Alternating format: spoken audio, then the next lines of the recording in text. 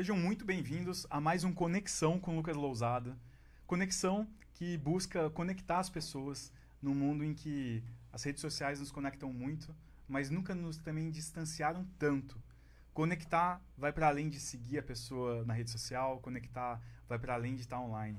Conectar hoje é talvez a grande esperança que nós temos para a gente poder vencer os algoritmos, para poder vencer uma criação de uma sociedade cada vez mais desumana, cada vez com menos sentimento. É para isso que a gente está aqui, para se conectar, e por isso Conexão com Lucas Lousada. A conexão de hoje vai para uma campeã mundial aqui da nossa cidade, a Marina Dias, um grande exemplo de ser humano, de esportista, mas também de ativista social.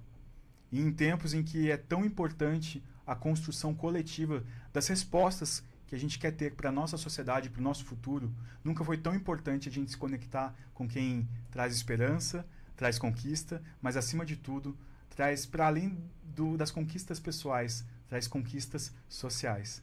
Marina, muito obrigado por estar aqui com a gente hoje, por aceitar o convite de estar aqui no programa. Obrigado. Eu que agradeço, Lucas. Para mim é uma alegria estar aqui. Marina, que é engenheira de formação, mestre e doutora em engenharia ou em química? Engenharia química. Engenharia química.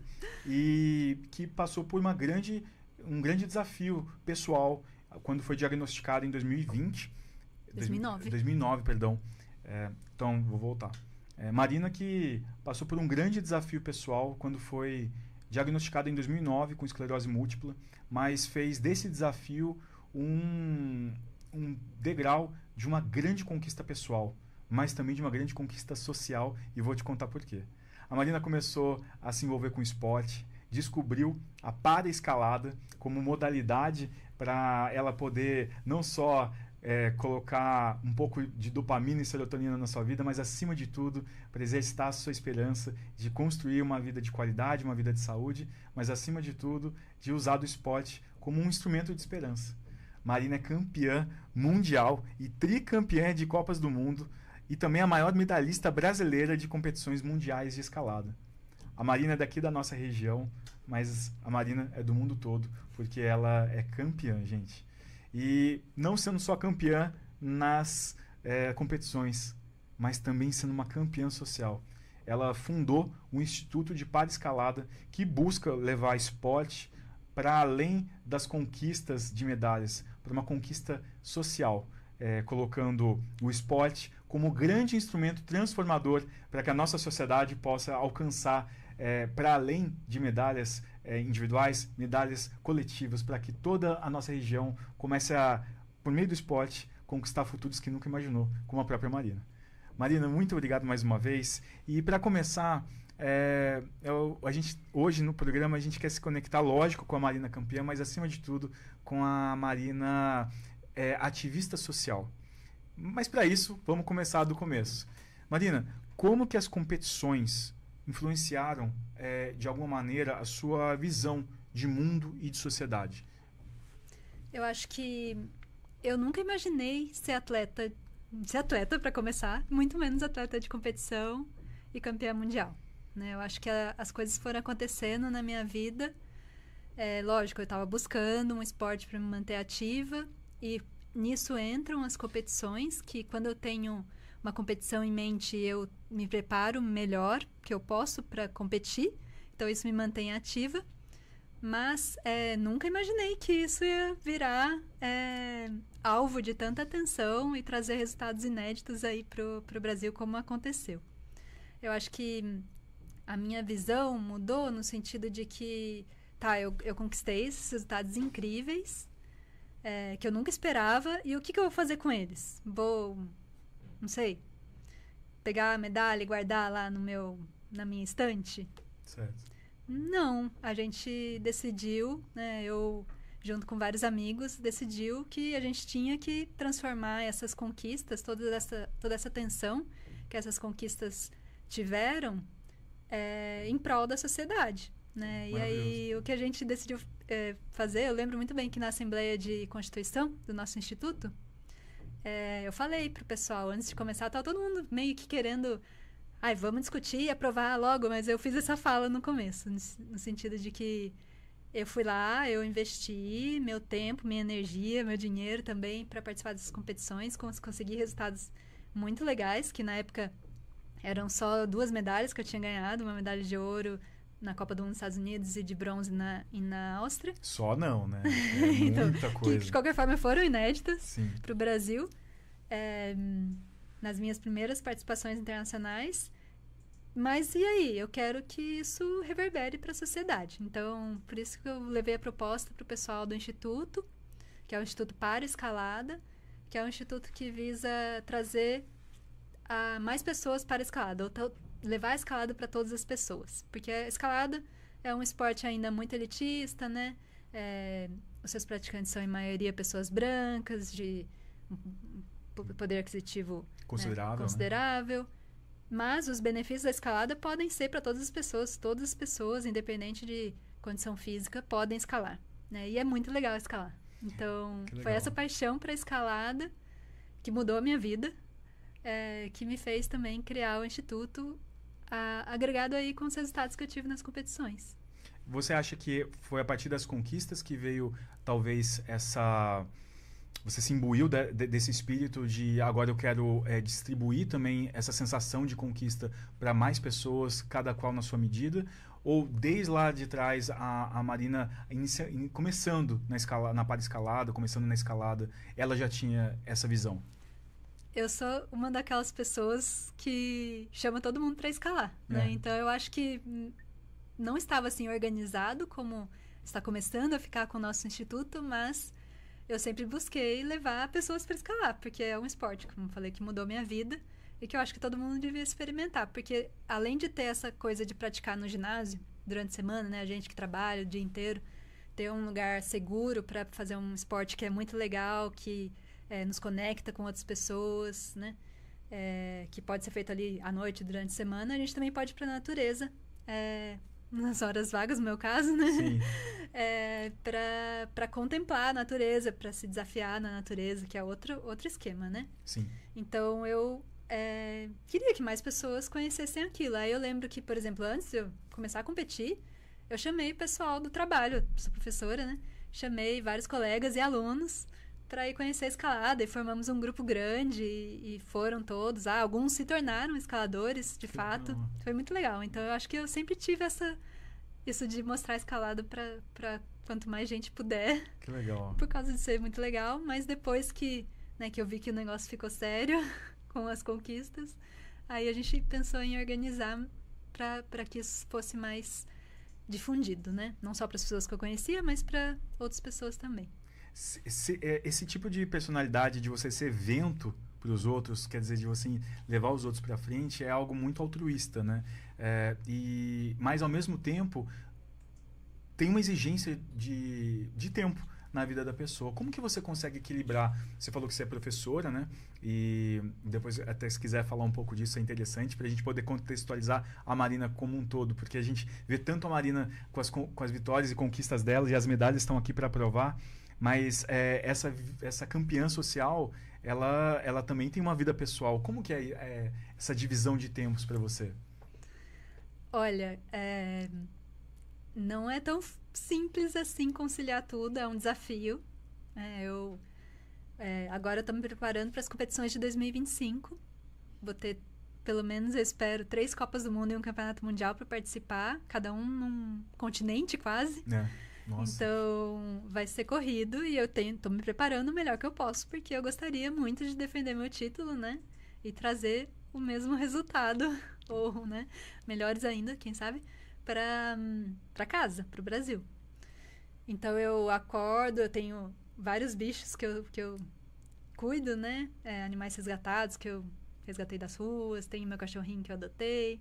Então, eu acordo, tomo conta deles, tomo meu café da manhã, aí faço um treino rapidinho, aí eu vou trabalho em casa mesmo a maior parte do tempo. Eu vou dar aula também presencial, mas o trabalho administrativo eu faço mais de casa. E aí, na hora do almoço, eu faço mais um treino rápido, né? Ou um treino bem específico de escalada, que é o treino de finger, ou um aeróbico. Depois trabalho mais E à noite eu faço meu treino de verdade depois de cuidar de todos os bichos de novo, né? Então, tipo, é bem corrido. Aí chego em casa normalmente 10 da noite, aí que eu vou jantar. E tem que comer muito, né? Pra dar conta de... Nossa, é muito gasto, né? Do treino, calórico, né? Então, isso demanda um tempo também. Então... E dentro disso você ainda consegue encaixar, então, essa parte do ativismo, né? Então, eu considero que o meu trabalho também é um ativismo. Eu estou na diretoria de políticas afirmativas da Unifesp, na Universidade Federal de São Paulo, onde a gente lida com questões relacionadas à inclusão de todas as pessoas, inclusão e permanência de todas as pessoas na universidade, né? Especialmente aquelas que nunca tiveram condições de estar ali na universidade. Então, são desafios diversos que a gente enfrenta para que a gente tenha uma universidade cada vez mais inclusiva, né? Mais acessível para todas as pessoas. Então, tem esse lado de o meu trabalho já ser uma forma de ativismo. E eu trabalho no instituto, né? Eu consigo apoiar as atividades mais de fim de semana, né? Acaba que durante a semana fica bem corrido para conciliar com os treinos nessa época de competição. Né? Quando eu não tô... Por exemplo, eu espero que em outubro não tenha mais competições, que seja a última. E aí, vou ter aí o fim do ano para me dedicar melhor, como eu tive no ano passado. Né? Então... Mas vira e mexe, assim, quando... tem uma oportunidade de fazer uma ação. No ano passado a gente organizou um encontro no Dia das Mulheres. Que legal. Foi muito legal, que a gente levou várias mulheres que nunca praticaram escalada, nunca estiveram na natureza praticando escalada para participar. Então foi um ativismo que a gente conseguiu fazer, né, e concretizar. E esse ano vai ter de novo? Não, esse ano não. Porque tá Quem chegando. sabe ano que vem. Não, A gente tá perto de março, né? Não, a gente não começou a organizar e demanda uma energia, sim, né? Sim. Organizar um evento desse foi um evento bem grande. Então, infelizmente não, mas o ano que vem, quem sabe? Esse ano, como tem o Campeonato Mundial, que é um campeonato que ocorre só a cada 2 anos, eu vou focar minhas energias no campeonato para continuar tentando trazer resultados muito bons para o Brasil. É interessante essa personalidade de quem tem um altruísmo tão próprio na própria identidade, acaba que não encontra limites em definições. Então, a Marina não é só professora, a Marina não é só engenheira química, a Marina não é só esportista, ela não é só campeã mundial, ela não é só vegana. As pessoas, quando elas transcendem, assim, se tornam atores de transformação social, parece que elas vão se tornando algo ainda maior do que as próprias definições que a sociedade gosta de colocar, né? E nisso vai se tornando exemplo. Como que é para você, assim, ser exemplo na sociedade? É algo pesado? Como que você lida com isso? Recebe relatos, pessoas que... Nossa, Marina, foi vendo você que eu despertei para dentro da minha própria história um caminho mais construtivo. Como que é isso para você? Eu acho que isso é uma parte do porquê a gente faz isso, né? Depois que eu comecei a competir, eu já fazia todas essas coisas menos competir, né? Já era uma ativista pelo meio ambiente, uma pessoa vegana, ativista pelos animais, já era professora, enfim. Mas aí eu comecei a competir e aí começaram a me chamar, né, para dar palestras, para fazer uma apresentação. E até nas redes sociais eu fui colocando lá as conquistas e vira e mexe alguém que eu nunca vi na vida me escreve e fala assim: nossa, Marina, muito obrigada por você ter... Você deve saber como é, né? Muito obrigada por você ter compartilhado sua história, né? Por você ter feito o que você faz, né? Isso trouxe mais esperança, né? Eu vou conhecer a escalada, nem que seja uma pessoa que... Muitas vezes são pessoas com esclerose múltipla, que é a doença que eu tenho, né? Mas, às vezes, pessoas que não têm nenhuma doença vêm falar comigo, e acho que é isso que move a gente, né? Saber que o que a gente está fazendo faz a diferença na vida das pessoas. Sim. Acho que as pessoas acabam se conectando com como cada um lida com a própria dor existencial, né? Porque todo mundo é parecido quando sente dor, né? Até uma letra maravilhosa do Frejá. E encontrar nisso, na própria cura, um caminho de cura para os outros, é talvez uma das formas mais elevadas de coexistência social. Fazer disso um instituto, então, é não só materializar, mas também formalizar.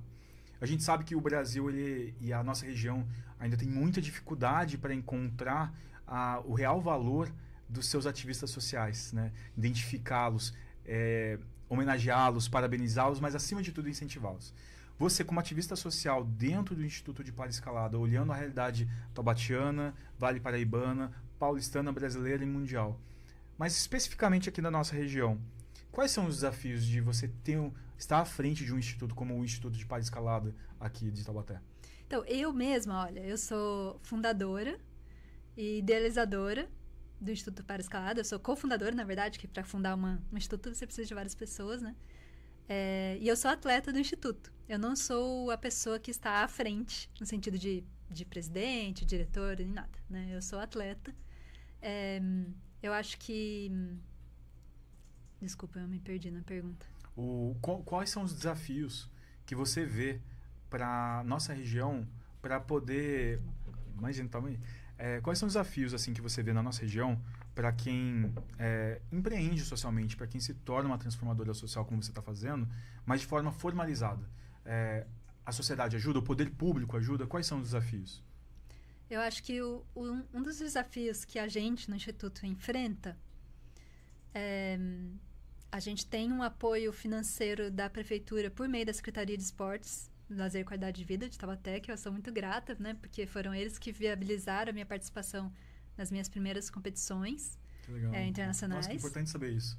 Foi. E aí, desde 2023 foi quando a gente criou o Instituto. Então, desde o ano passado, eles apoiam o Instituto, que tem um time infanto-juvenil, escalada, e um time de paraescalada que, por enquanto, sou só eu, né? Então, eu espero que esse time também cresça, assim como o infanto-juvenil cresceu. Então, a gente tem esse apoio, mas por quê? Porque eu consegui os resultados nas competições, né? Então, eu acho que é custoso isso, né? De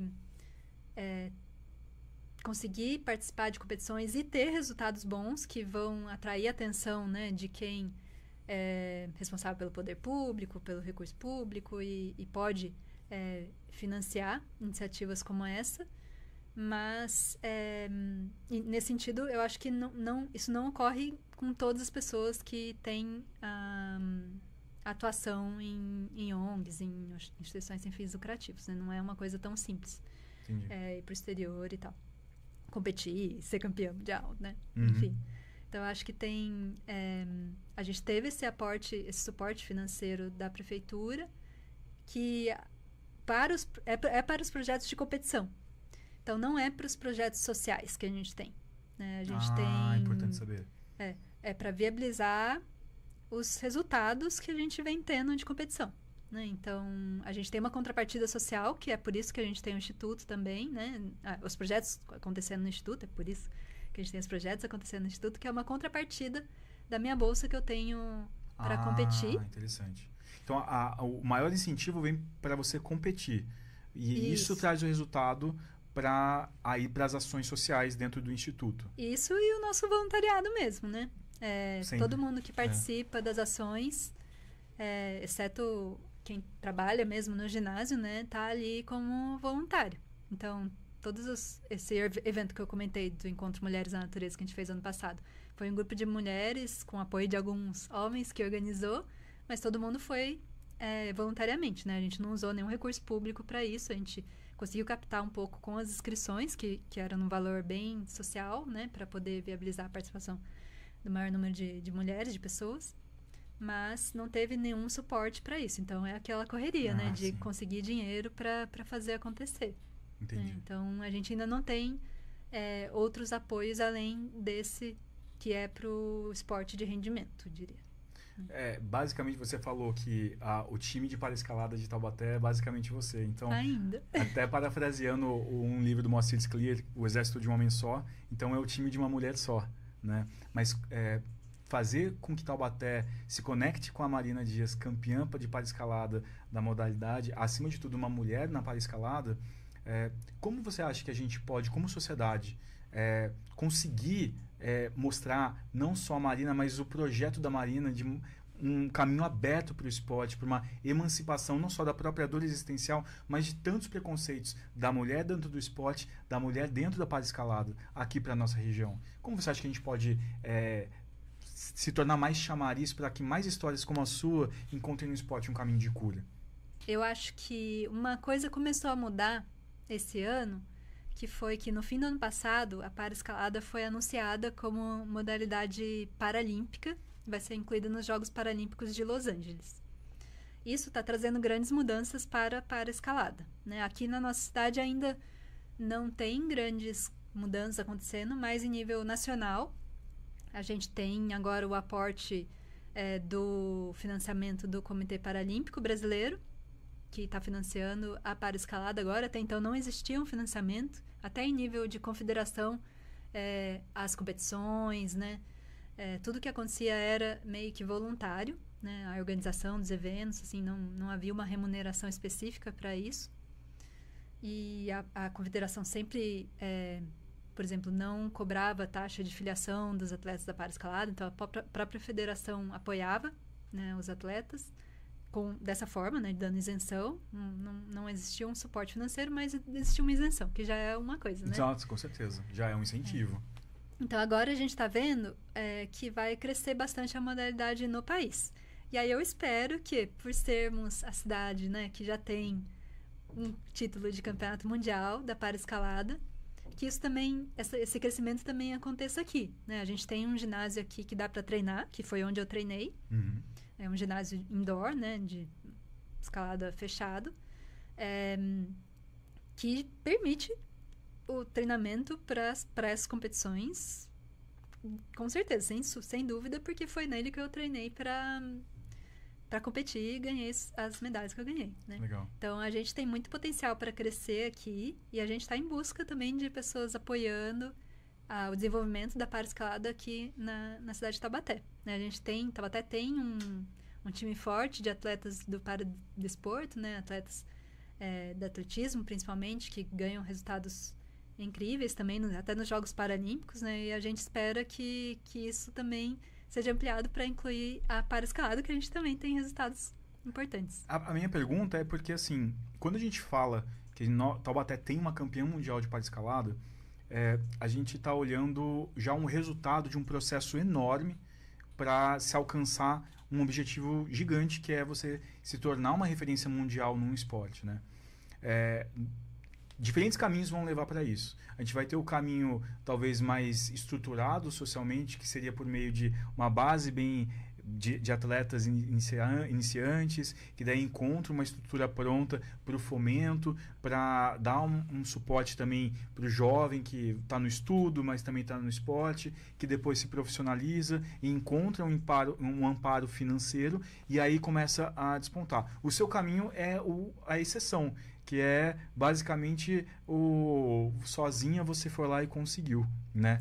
Sozinho, que eu digo no sentido sem essa estrutura macro, no sentido sozinha do seu próprio esforço. Talvez o caminho mais difícil seja esse, né? Porque quando você tem toda uma estrutura pronta, é como se tudo conspirasse a favor. E nisso, então, a gente tem que entender cultura. Então, num ponto, a gente vai chegar em campeões mundiais estabelecendo uma cultura que chega, digamos assim, esse é o bolo, para depois chegar na cereja, né? Você agora, como campeã mundial, estando em Taubaté, estando à frente de um instituto que tenta colocar na sociedade taubatiana e na sociedade vale-paraibana uma cultura do esporte da escalada. Você percebe, é isso que eu quero entender, essa dificuldade de você criar uma cultura e você perceber os resultados paulatinos, dia após dia, campeonato após campeonato, ano após ano. Como você consegue entender, ver essa cultura chegando? Você começa a ver essa estrutura que a gente fala que seria o ideal começando a ser formada? Eu acho que sim. Eu acho que não tem só eu à frente disso, né? Tem o meu treinador que foi quem me ensinou a escalar e me acompanha até hoje. E ele também é uma pessoa que está em busca disso. Ele está se envolvendo nos conselhos, tentando se envolver nos conselhos para colocar a escalada como uma alternativa tanto em termos de instituto, de ser um instituto referência para promover a inclusão social, né? Promover transformação social. Então, tem ele que está bastante à frente disso. Eu acho que isso está sendo visto com bons olhos, né? Já tivemos aqui no ginásio aqui em Taubaté, o ginásio Mantiqueira, alguns campeonatos paulistas acontecendo e veio gente até de outros estados participar. Então, isso movimentou aí a cidade, né? Trouxe turismo, trouxe, enfim, pessoas de várias partes para vir aqui, que não teriam vindo se não fosse por isso, né? Pessoas que nunca vieram em Taubaté, enfim. E eu acho que quando a gente, por exemplo, aconteceu de virem atletas da seleção brasileira competindo nos campeonatos paulistas aqui, né? E aí isso é um incentivo para os jovens que estão chegando e começando a escalar, então acho que vai formando isso sim. Eu acho que para escalada, infelizmente, tem muito poucos atletas com deficiência ainda que vão no ginásio treinar. Já aconteceu de ter mais gente, lógico, mas não tivemos ainda outros atletas que ficaram para treinar fixo, né? Tem gente que vai conhecer, pratica um pouco e não persistiu.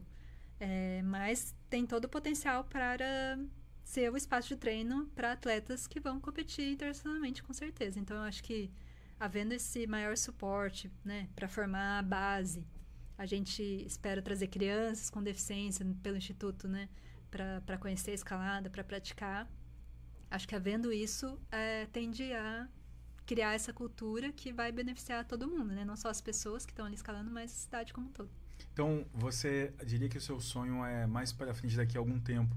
Você vê que a sua conquista, na verdade, se tornou um legado para a cidade, que você mudou uma cultura, que a gente olhe daí em algum dado momento e vê Taubaté como, talvez, uma cidade polo da escalada no Brasil? Eu acho que sim. Eu acho que é um dos seus sonhos? Não que... O meu sonho é lógico, eu estou aqui, e aqui é um lugar maravilhoso para se praticar escalada, porque é rodeado pela Serra da Mantiqueira, que tem muita escalada, né, para quem não sabe. Tem picos internacionais aqui, a menos de 2 horas de viagem, né? Tem o Parque Nacional de Itatiaia, que é um dos lugares mais lindos do planeta Terra. Maravilhoso mesmo. Então, tem muito potencial. Então, eu acho que a gente está no eixo Rio-São Paulo, que tá ligado com aeroportos e tal. Então, eu acho que a gente aqui tem muito potencial mesmo que a gente devia aproveitar. E eu vejo que ter conseguido esse resultado levou para o mapa da escalada brasileira a cidade de Taubaté já. Até então não tínhamos tido atletas de competição com resultados expressivos na escalada, né? Então, no mapa do Brasil, a Taubaté já está aparecendo lá, né?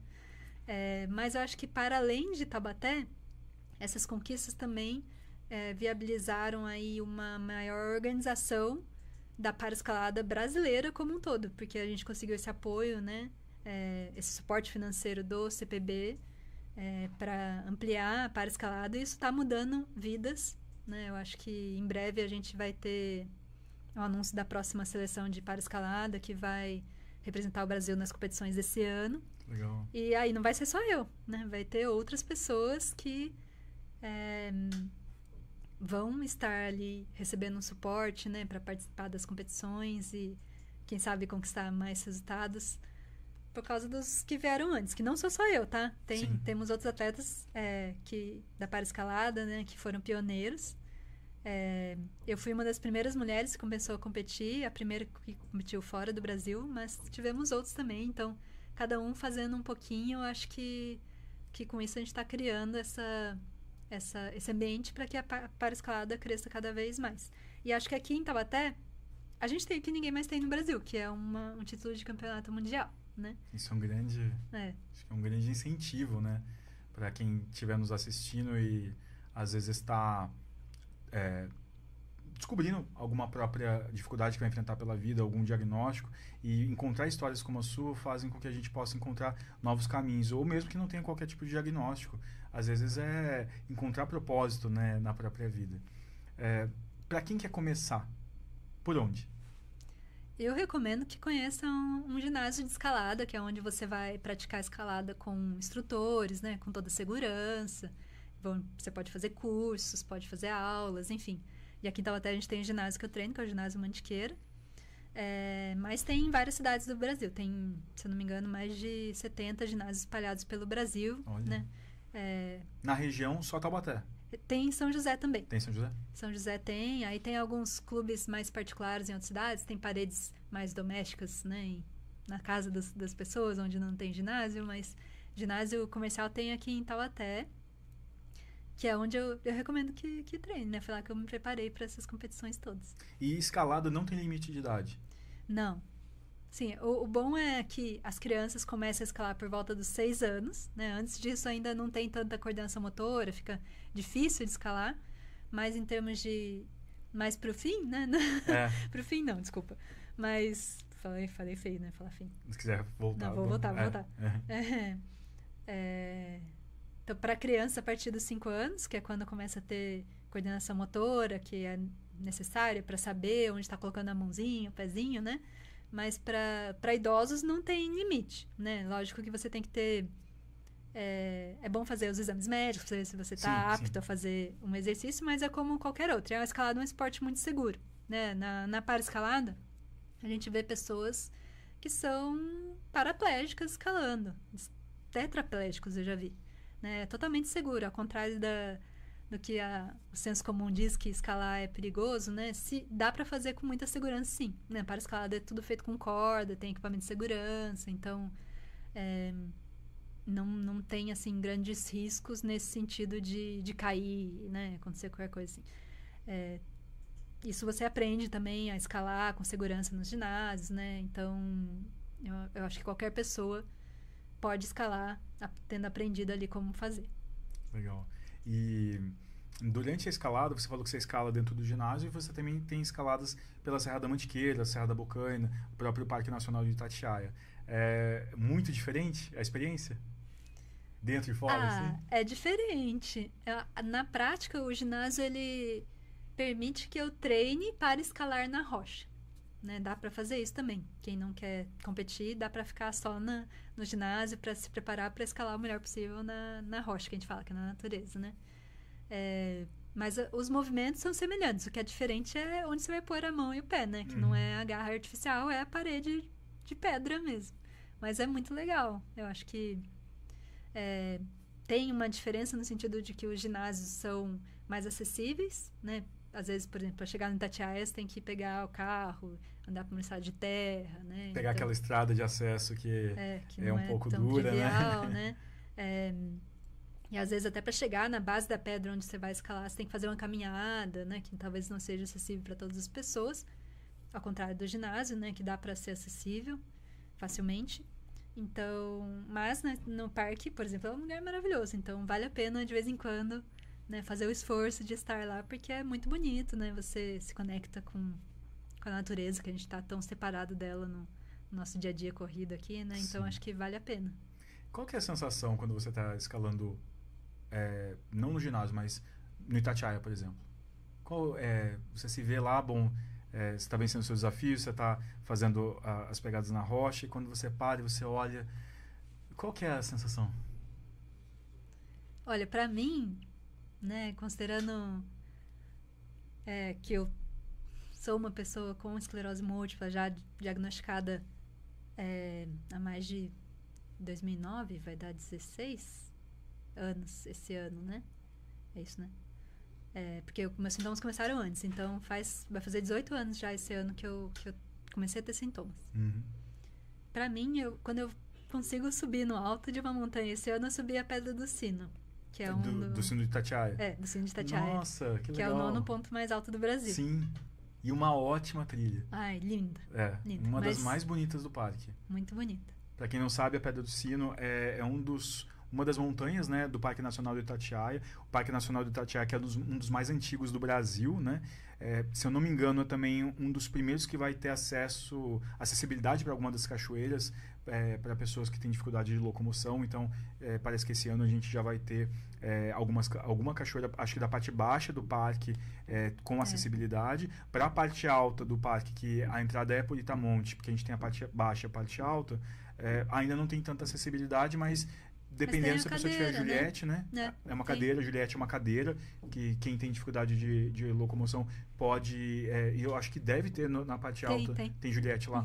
Então é importante que a Juliette ela permite que algumas das trilhas elas possam ser feitas por qualquer pessoa, então torna a montanha democrática, né? E é isso que é interessante de ver, que enquanto você está naquele momento de tanta superação no meio de uma rocha, como na Pedra do Sino que você estava falando, ainda tem uma liberdade ali, né? Então, você acessa um infinito interior naquele momento. Há uma epifania, então, naquele momento. Com certeza. Eu acho que Quando a gente chega no cume, é aquele silêncio, principalmente quando não tem tanta gente, né? É um silêncio, assim, que não tem em outro lugar, né? Eu acho que é uma paz que todo o esforço, né? Porque foi duro. Não, nossa, quando eu cheguei lá em cima, eu falei, cheguei. E agora eu tenho que descer, né? Tem que conseguir chegar e voltar. Voltar foi muito difícil. Foi muito sofrido. Mas valeu a pena, né? E é duro, mas acaba.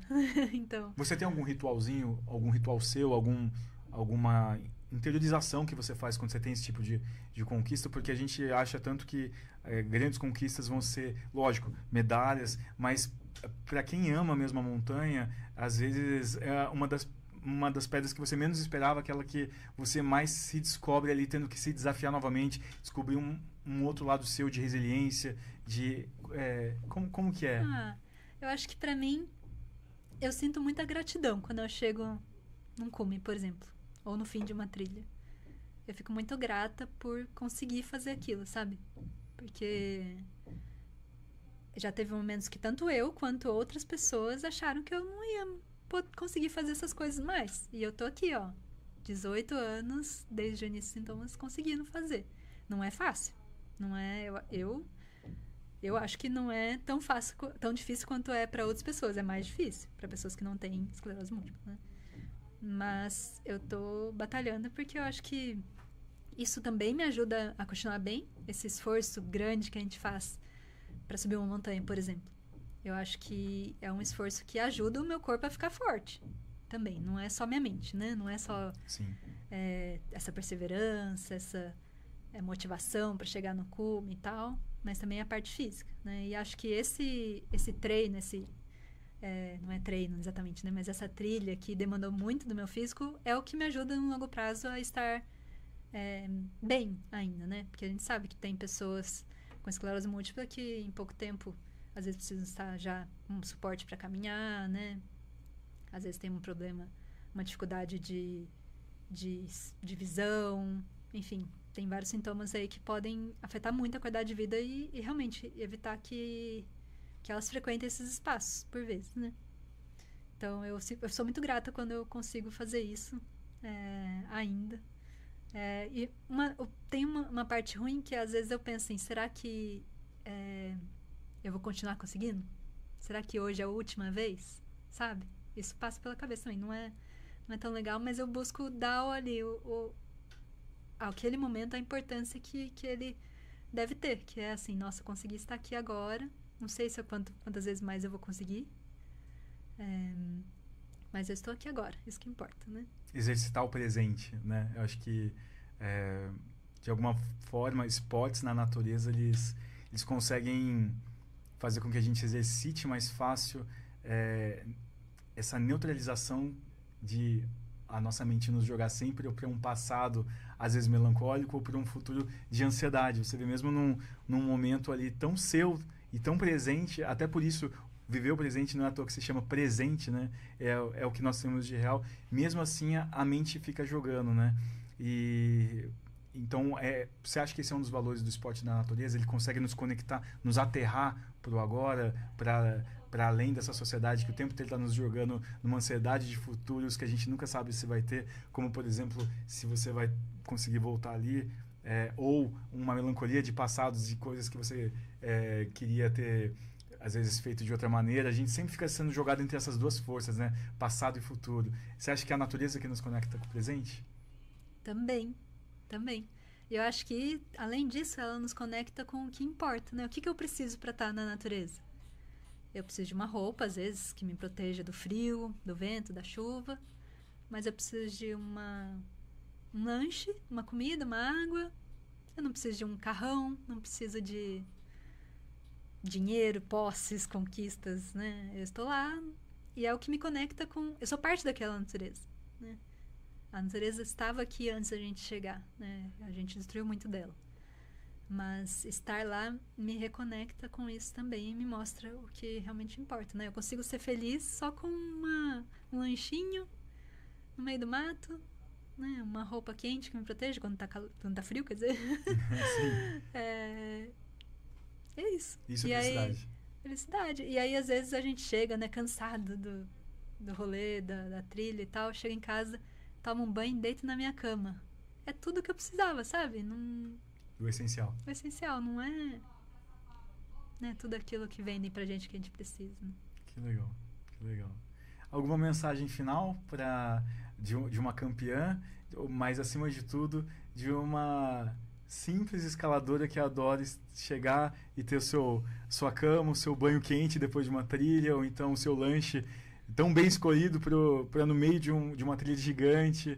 Alguma mensagem para a gente fechar com chave de ouro essa conversa, essa conexão tão forte, uma conexão para além só do caráter humano, uma conexão mais holística, porque é humano, é a natureza, é o presente, essas forças tão significativas, tão importantes e tão empoderantes que a gente às vezes se esquece no meio de um cotidiano tão corrido como é o nosso? Eu acho que assim, conheçam a escalada, é um recado, é um esporte que mudou minha vida, né?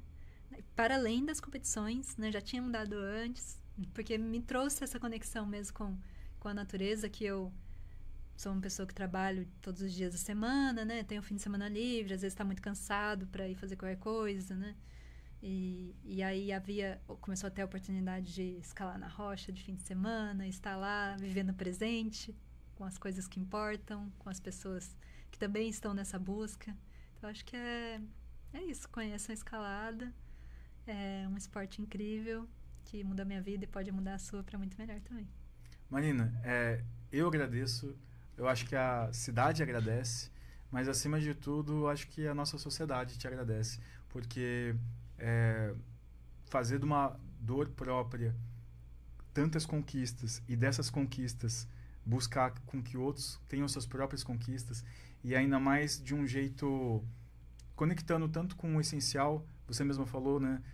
Ali eu tenho o meu lanche, ali eu tenho a roupa, ali eu tenho só o que eu preciso para aquele momento, para aquele presente. Isso parece ser simples, mas é de uma riqueza que a gente, como sociedade, tem esquecido até aqui. Então, eu te agradeço muito, não só por essas conquistas, mas pelo ser humano que você é. Eu que agradeço, Lucas. Fico honrada aí com o convite e espero que tenha ficado legal. Ficou muito legal, gente. Esse é o Conexão, hoje com a Marina Dias, e na semana que vem com mais alguma história muito importante para a gente poder se conectar como ser humano, como sociedade, como natureza.